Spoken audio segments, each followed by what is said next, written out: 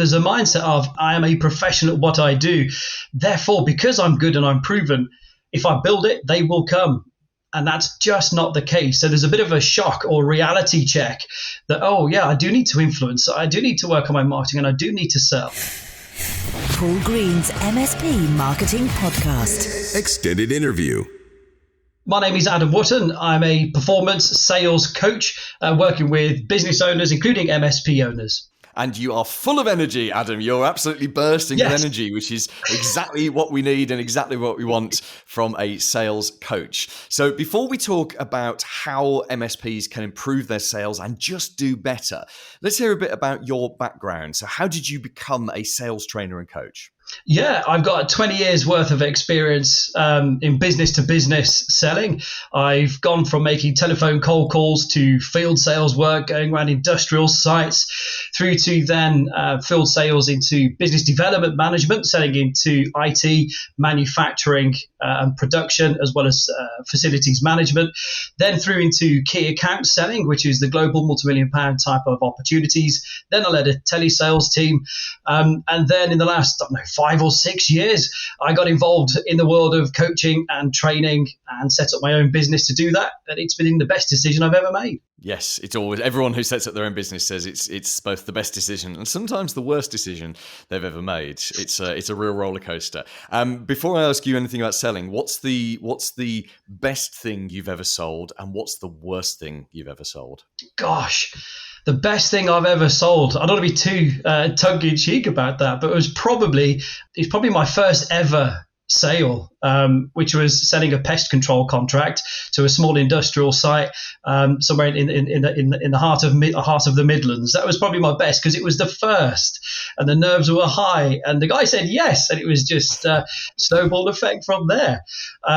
Probably the worst thing that I've sold was actually a global key account opportunity. The reason it was the worst was because we had about 3 days to turn it around, which was really stressful, working all the weekend and that kind of stuff. And we had to pull the whole project team around.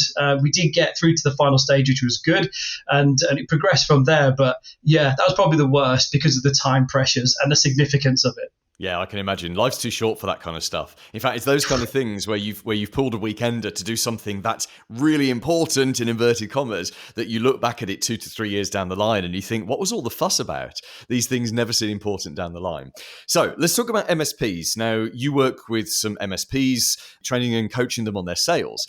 And as you and I both know, most MSPs very happy to put their hands up and declare we are not good at sales and marketing. They're really good at the technical work. They're really good at customer service, but marketing and sales leaves them wondering where do I get new clients? And I'm sure that's exactly the experience that you have. Why do you think ordinary business owners who are good at doing something find it so hard to do the sales to get new clients for their business? I think it starts with a mindset. There's a mindset of I am a crafts person. I am a professional at what I do. Therefore, because I'm good and I'm proven, if I build it, they will come. And that's just not the case. So there's a bit of a shock or reality check that, oh, yeah, I do need to influence. I do need to work on my marketing and I do need to sell. And then that statement you said that, oh, but I'm not a salesperson.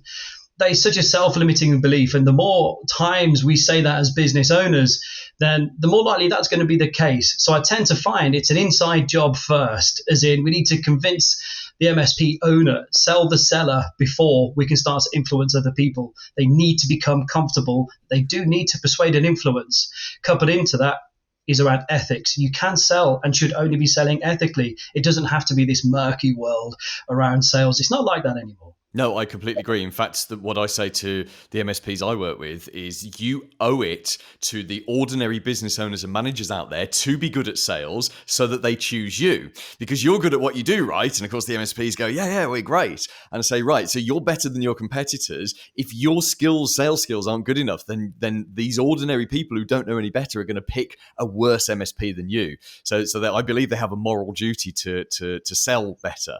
So if we accept that the vast majority of business owners and MSP owners don't like selling, and it is a necessary evil, taking what you've said there, how do you make someone more comfortable with selling? Or how do you help them to become more comfortable? We break it down. First of all, we understand what is selling. What is it that we're trying to do? Then we link it into what's the growth plan of the business. Then it links into the mindset piece of, well, if you fail to honor and deliver those sorts of numbers or fail to articulate your value appropriately, what's the implication of that? And think, okay, well, then I won't be able to grow my business. And it's through an element of coaching, really. We get them to realize, actually, I should be doing this. Then I get the teams to understand, like, you've got success already. You've got achievement. You are highly credible to get out there and to help these people who need your help. They need your experience. And when they start to realize that, amongst other things, you start to see over time a bit of a shift change before it becomes an emergency situation where, oh goodness, Adam, if I don't start selling and converting the next 3 months, I'm going to be in a load of hot water. We prevent that from happening. Convince and sell the seller first. Yes, that's really interesting. What's also interesting is you haven't yet started talking about systems and tactics and processes and stuff like that, which is quite unusual for a salesperson. Most salespeople, when they talk about sales training, jump straight into, here's my 15-step system and you've got to follow this. I presume you have a system or a set of guidelines in some way. Definitely, there has to be I create a learning plan and a coaching plan specifically for every person, every MSP owner that I work with. And so there is very much a system, but we can get too hung up on that type of approach. Somebody will come to me and say, Adam, I need a new sales strategy. Why do you think you need that? Because we're not converting. Okay, now why do you think you're not converting? Once we get down to the root cause, it's often about closing skills, objection handling skills, but ultimately confidence. So that's why before I even start working on some of those negotiation skills, sales strategies, and so on, we start off with the mindset. It's of fundamental importance. It's an important part of being able to persuade effectively.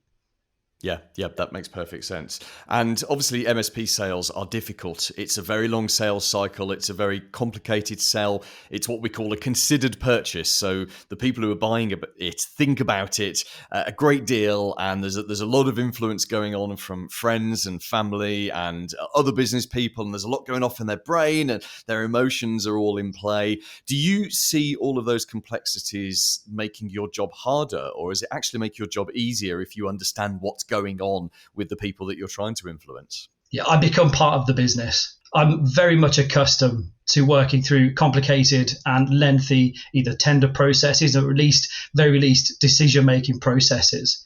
And there are huge benefits for that because I'm able to test, track and measure progress throughout that sales journey. So it is an important part, and I think it offers a lot more value than perhaps some of those quite transactional sales, which is a couple of calls and the deal's done. That isn't the world that we operate in here.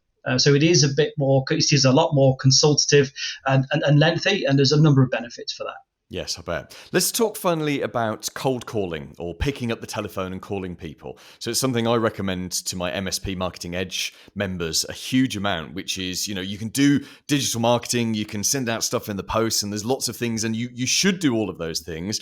But ultimately, what gets you the best results the fastest is picking up the phone and following people up. So if you send them a piece of direct mail and you send them an email about that direct mail and maybe even a LinkedIn message about it, and perhaps even put a Facebook ad in front of them, and then send some more emails and some more stuff. All of this is great, and it's paving the way for you picking up the phone and calling people. And of course, most MSPs don't like to pick up the phone, maybe because they know they've got to, dial 30, 40, 50 people before they actually get the one person that is almost ready to buy, ready, willing, and able to buy, and they're ready to talk to them.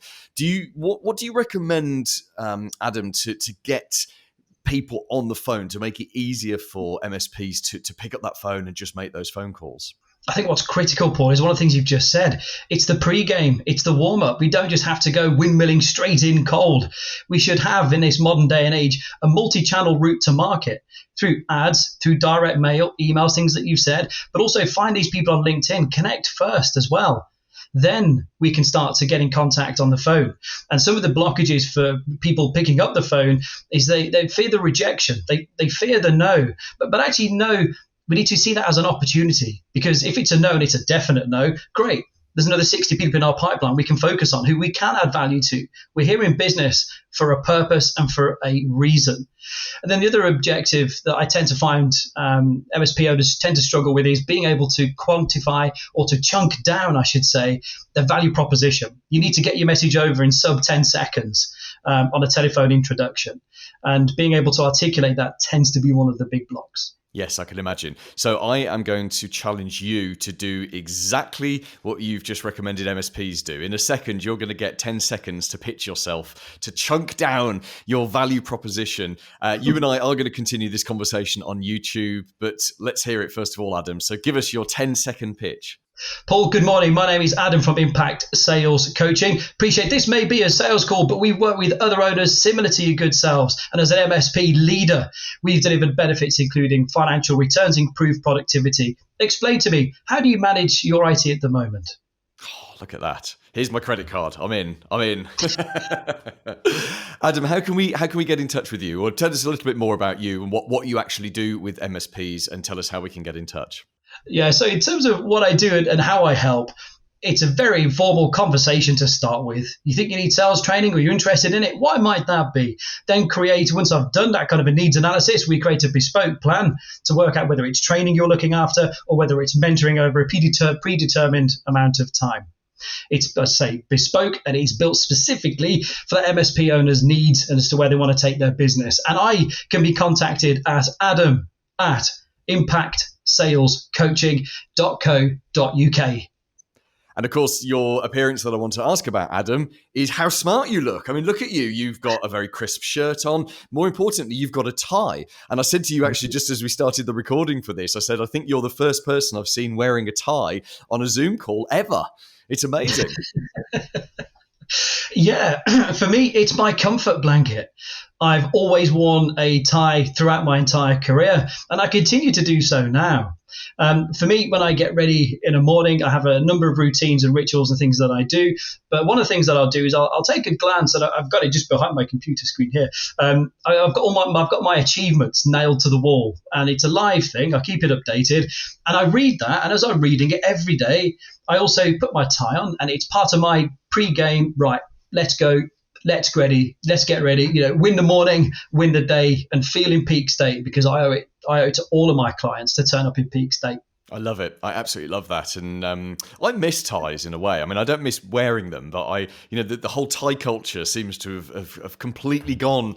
And it's these days you just wear a tie when you go to court, don't you? Or perhaps when you go to a wedding or something like that. It's funny. My first ever commercial client. So in fact, this is interesting because this was my first sale. So I was a radio presenter and a journalist up till 2005, and then I started a public relations company, PR company, and my first ever client to say yes to me was a company called Tie Warehouse, and they were an e-commerce store, and they did ties. So the company still exists. It's called something else now because they branched away from ties for exactly the reasons we were just talking about, that ties stopped being so popular. But I'll never forget that moment, and I can picture it. And I don't know whether to give you the detail for this. Okay, I'll give you the detail. So I was actually selling them remotely. I never met the guy, Gary, I think his name was. And so we'd had a few chats on the phone, and I'd sent through a proposal, and I was actually I was just finishing my job. So I was, doing the classic thing of starting your business while you're still employed for someone else, which is the right way to do it.